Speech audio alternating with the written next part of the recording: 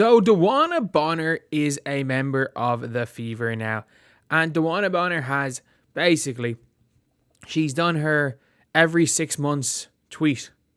She's done her every 6 months tweet. And like, I'm not going to be showing some of the ridiculous exchange that DeWanna Bonner got into on Twitter today. I'm not going to be showing it, but I do want to talk about the general point of it though in this video. And if you guys have not subscribed to the channel, subscribe. We're trying to hit 42,900 by the end of the day. We are only 14 subscribers off. So 43k by the end of the week. That would be absolutely unbelievable. But anyway, we've got to talk about it. So with DeWanna Bonner, she basically came out for the first time in 6 months and tweeted. Said, y'all, I don't get on here often because this app is insanely too much sometimes. I just want to say thank you. Thank you for all the love I've received so far. Definitely not unnoticed. The love is real. Thank you. And not only did she do that, not only did she go and do that, she basically was responding to all the crazy people on social media calling her every name under the sun because she chose to play in Indiana. These are the same people that are like, oh, she'll never play in Indiana for obvious reasons. And she went and defended the Indiana fans and was like, talking about, she was basically like, talking positively about the fans that were interacting with her positively, and was responding to one of the crazy posts about her being like, I'm getting screenshots of things you were saying about me. Can you just stop? One of the just unhinged Twitter accounts. And they were just like, oh, we're trying to protect you from them fans. And it's like what? She's gone online for 2 times. One is to call out the crazy people attacking her right now because she joined the Fever. The other was obviously the situation with her wife, Alyssa Thomas, and when in the Angel Reese thing, and obviously an incredibly dirty play from Alyssa Thomas. I don't think anyone would question that. No sane person would question that anyway. But still, you've got that whole situation. You're like, okay, she got on Twitter to complain about Sky fans, Fever fans' fault, and that's the thing where it's like these people are delusional enough to attribute every psychotic person to a Fever fan. And it's funny because if you're seeing like DeWanna Bonner, if you're seeing like Natasha Howard, on social media, Natasha Howard's posts are getting 100 times more likes, and DeWanna Bonner's being reacted more positively probably than she ever has been in her career right now. And I think the situation is that it is, if you're good and you're playing well, it's great to be a Fever. If you're playing badly, it is the worst place you can be. And if you're a WNBA player, you've got to be able to handle that. NaLyssa Smith was not able to handle that. And look, I still think NaLyssa Smith is a talented player, and not everyone is. It is not like a character flaw to not be able to handle the crazy ups and the downs that are involved with that, especially on social media, where like if you do stink it up, like if DeWanna Bonner if she decides to call her own number on a game winner and miss it, social media is going to be pretty bad. Social media is going to be pretty bad, and there's going to be psychotic people that will cross a line anyway. There's going to be idiots crossing lines. But that's what you get when you play for the Lakers. That's what you get when you play for, to be fair, the vast majority of athletes on the soccer team, I was like, if you play for Real Madrid, but like, the soccer players get more abuse than anyone else. They just don't look at their Twitter most of the time. And that's the thing with these players is like, you got to know what you're getting into going to Indiana, and everyone did.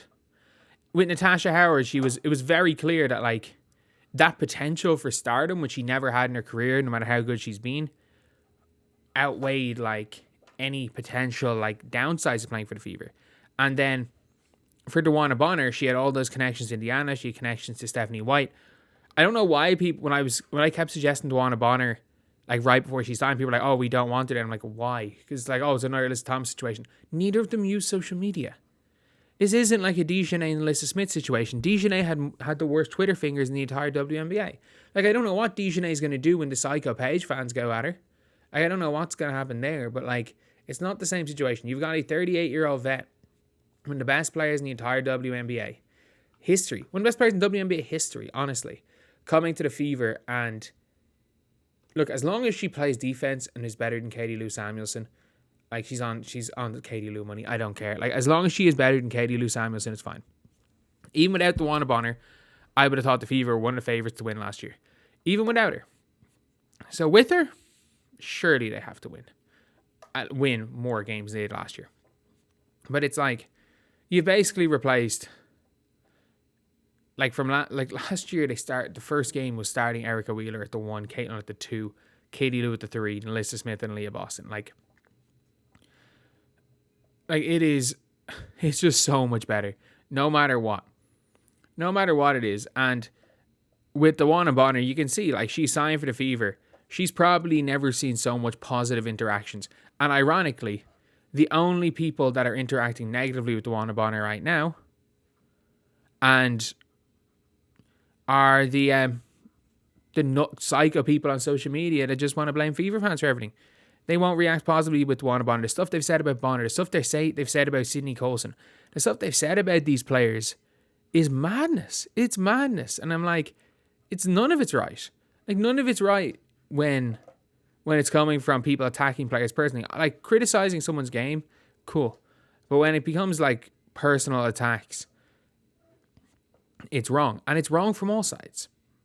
But obviously, one side's just like, yeah, we got DeWanna Bonner. The other side is there hurling every single, like, freaking racial slur at DeWanna Bonner.